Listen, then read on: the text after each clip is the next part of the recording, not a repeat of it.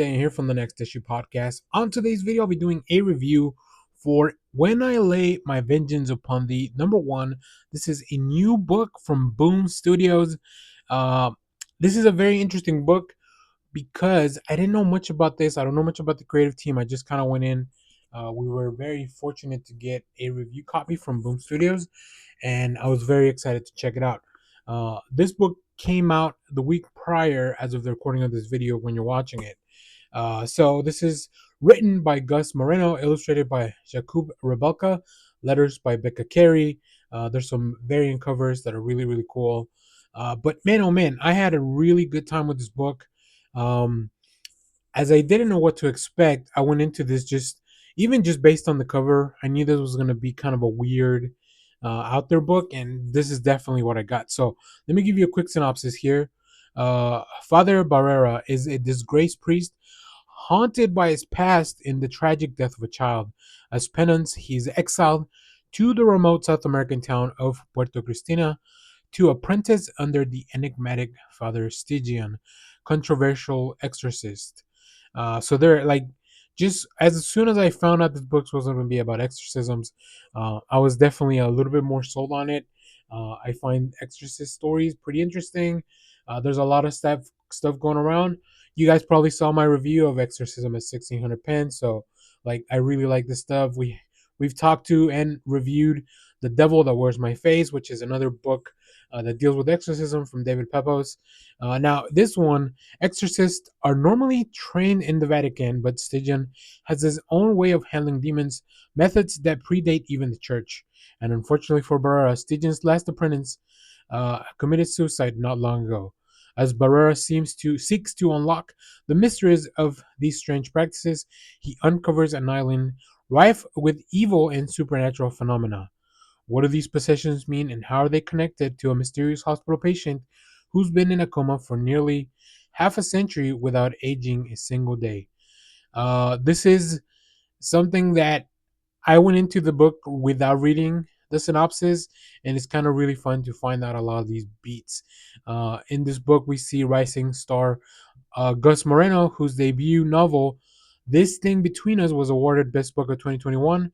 And he joins visionary artist Jakub Rebelka, who worked on Cyberpunk for a mesmerizing, thrilling descent into hell itself. And yeah, this is really just a very slow burn. From what I think, this is a mini series, so you definitely will be getting a complete story in these issues. We begin following both of these priests in their own separate stories, and we know that eventually in the book they will collide.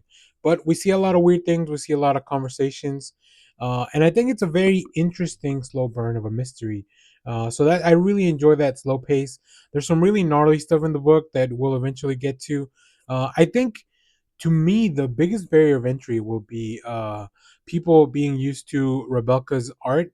It's very stylized, it's very different, and it's kind of out there. It's not something that I normally see on a day to day basis.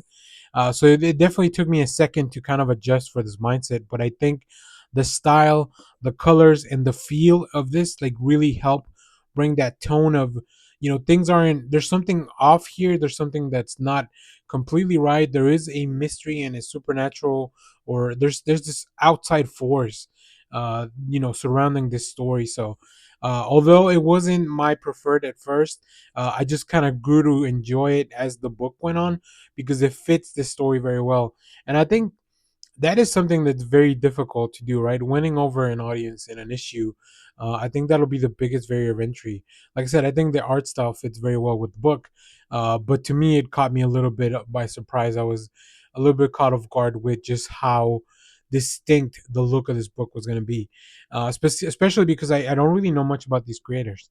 But if you're looking for an exorcist story that gives you a little bit more than just the normal tropes that you'll see in the movies and stuff like that, which, to get a little meta, the book itself kind of addresses some of those things.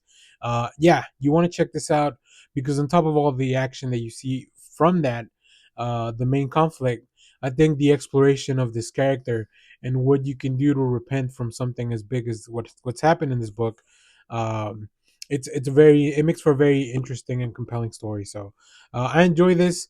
I'm gonna read issue number 2 before I decide whether I'm gonna wait for the trade or not.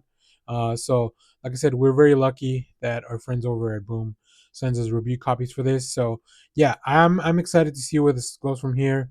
It's a very cool, a little bit oversized. It's about 32 pages, so you get a little bit more of the story than you would in a normal comic. So highly recommend you check this out. I love grabbing number ones and just randomly going into them without knowing much about the creative team or even the premise of the book. So if you want more information on this book, check out the I Read Comic Books podcast. I'll put a link in the description. Uh, I talked there with my buddy Paloma and Mike about this book, a little bit more about that. And of course, you can enjoy the rest of the episode. As always, if you have read this, let me know what you thought about it down in the comments. And please stay tuned because we have more comic reviews, trailer reactions. We're going through our best of 2024 series where I'm doing individual videos in some of the books that really stood out from last year, or you can check out our larger show. And as always, thanks for watching, everyone. Bye bye. All the leaves are brown.